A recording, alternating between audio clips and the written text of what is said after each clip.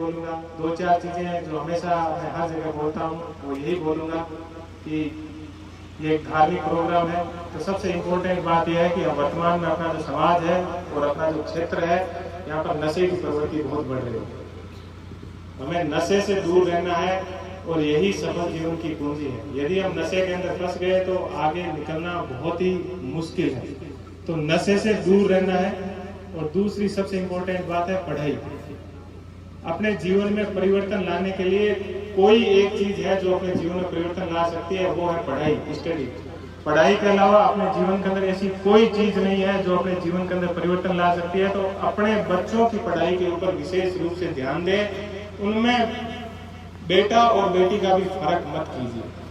उसके ऊपर आप जितना जोर दे सकते हो। आपकी सबसे बड़ी संपत्ति आपके बच्चे हैं। आपके बच्चे यदि पढ़ लिख कर सफल हो गए तो आपका आधा जीवन वैसे ही सफल हो गया। कहते हैं ना कि आदमी को स्वर्ग मिल जाना, तो इसी जीवन के अंदर ही आपको आधा स्वर्ग की प्राप्ति तो यही हो गई। आपको सुकून मिलेगा कि आपके बच्चे हैं वो सफल। तो हमें सबसे ज्यादा जोर अपने बच्चों की पढ़ाई के ऊपर देना है। उनका ध्यान रखना है कि वो कहाँ उठते हैं, कहाँ बैठते हैं, उनकी संगति क्या है, वो किसके साथ रहते हैं, कहाँ जाते हैं, रात को लेट घर आता है तो लेट क्यों आता है, टाइम से घर क्यों नहीं आता है। हमें उनसे पूछना होगा, पता करना होगा। हमें ये बात अपने दिमाग में नहीं रखनी होगी कि अपन अकेले फिर रही है वो हमारी फिर वो करे माने क्या हमारी तो आधी कट गई, थोड़ी सी और है। आपकी कट गई आधी, वो आपकी जवान शरीर था कट गई। आगे आने वाला समय आपका बुढ़ापा होगा, उसमें यदि वो आपका सहारा नहीं बना तो आपकी आगे आधे वाली आधी जो उम्र है कटने की वो बहुत मुश्किल है। तो अपने बच्चों के ऊपर आप विशेष रूप से ध्यान दीजिए। आपके बच्चे यदि सफल हो गए तो आपका जीवन सफल है। तो और बच्चे आपके तब सफल होंगे जब आप भी उनकी पढ़ाई के ऊपर आप विशेष रूप से ध्यान दोगे। मैं आज यहाँ तक पहुँचा हूँ तो उसके पीछे सबसे बड़ा कारण यही है कि भले ही मेरे माँ बाप औपचारिक शिक्षा नहीं ली, उन्होंने वो स्कूल नहीं गए होंगे, लेकिन व्यवहारिक शिक्षा उनको इतनी थी कि हमारे बच्चे पढ़े लिखे हुए होने चाहिए। इसलिए कहाँ उठता है, कहाँ बैठता है, उठता है तो कितने बजे उठता है, टाइम से उठता है नहीं उठता है, शाम को कितने बजे घर आता है, इन सब चीजों का वो ख्याल रखते थे। तो ये कोई आईपीएस बना उसमें कोई बड़ी बात नहीं है। उसके पीछे परिवार वालों का या इन सब का एक बहुत बड़ा तप था। टीवी नहीं थी घर के अंदर। आज भी शायद मुझे ऐसा लगता है कि 2-3 साल पहले ही घर में टीवी लगाई होगी, अभी भी उसका कोई रिचार्ज नहीं करवाता। तो ये इस प्रकार का त्याग अपने को है वो करना पड़ता है। वर्तमान समय में अपन ये नहीं कह सकते कि अपना मोबाइल के बिना काम चल जाएगा, टीवी के बिना काम चल जाएगा। इन चीजों के बिना अपना काम नहीं चलता है। लेकिन उनका सकारात्मक या उनका अच्छा उपयोग अपन कैसे कर सकते हैं, उनका बहुत ही अच्छा अपन उपयोग कर सकते हैं। तो उन चीजों के ऊपर अपने को विशेष रूप से वो ध्यान देना होगा। और यदि आपने बच्चों की पढ़ाई के ऊपर ध्यान दिया, ये सब चीजें हुई, तो आपका मान सम्मान बढ़ेगा, आपको रात की नींद अच्छे से आएगी। और बहनों को तो मैं यही कहना चाहूंगा कि आपके जीवन में तो परिवर्तन का एकमात्र जो साधन है वो पढ़ाई है। नहीं तो आप सब जानते हो बहुत जल्दी शादी हो जाती है और सबके यही है कि भाई बेटी पराये घर का धन होता है, जल्दी से जल्दी इसको सासरे रवाना कर दीजिए और उसके बाद में जो होगा इसका जो भाग्य है। ये सब चीजें अपन, इनकी बात भी गलत नहीं है, अपने जो बुजुर्ग है ये भी कहीं पर गलत नहीं है, लेकिन इन्होंने जो अपने अनुभव से ये सब चीजें सीखी है उनमें इनको चिंता रहती है। तो इनकी चिंता को अपन इसी तरह से दूर कर सकते हैं। यदि अपन पढ़ने में अच्छे होंगे, अच्छे से पढ़ेंगे, तो परिवार वाले भी अपना है वो बहुत सहयोग करेंगे। तो बहनों से मेरा यही निवेदन है कि परिवार वाले जिस अपेक्षा के साथ आपको पढ़ाते हैं, आप उसी अपेक्षा के ऊपर खरे उतरिए, ताकि आपकी उन अपेक्षा से पीछे आने वाली जो पीढ़ी की बच्चियां हैं उनको और ज्यादा है वो फायदा मिले।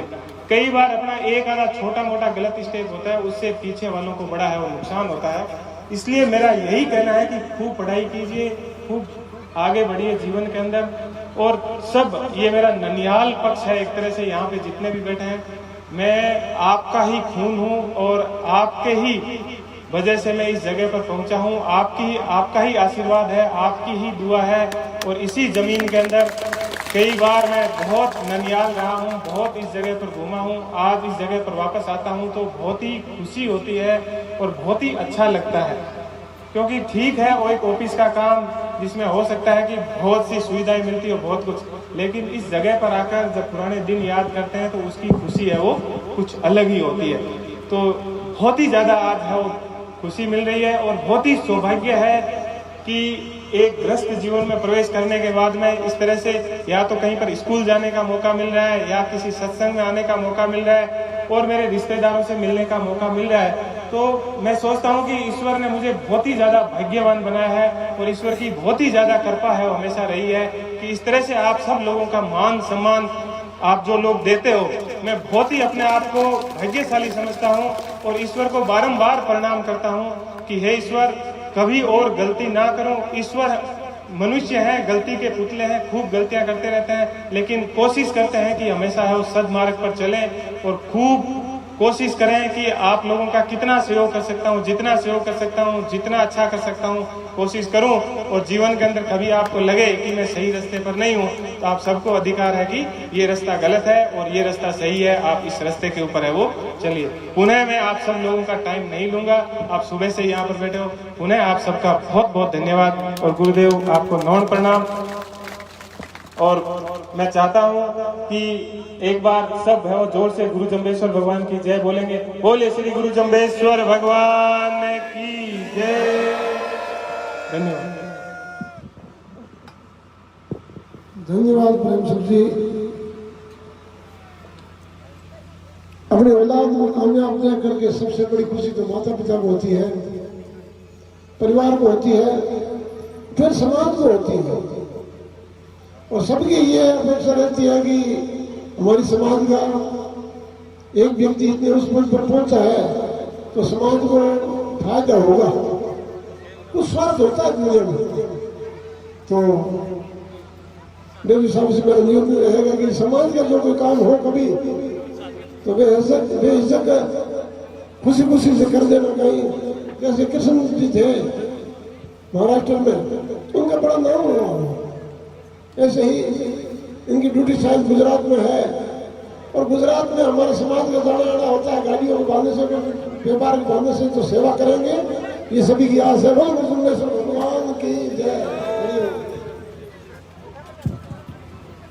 गुजरात के अंदर कभी कोई द्वारका, सोमनाथ कहीं पर आए तो आपकी सेवा के लिए मैं हमेशा हाजिर हूँ। वहाँ पर आइए, भगवान श्री कृष्ण के और भगवान शिव के आशीर्वाद लीजिए। कभी भी आप आए, किसी भी प्रकार की समस्या हो, आप कभी भी मुझसे संपर्क कर सकते हैं। धन्यवाद।